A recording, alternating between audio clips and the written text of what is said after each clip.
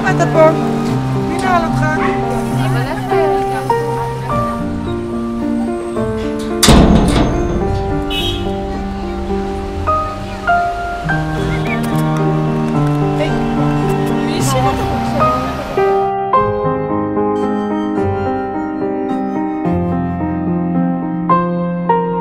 כמה כלבים חיים כך בתנאים האלה בכלובים? קרוב ל100,000 כלבים.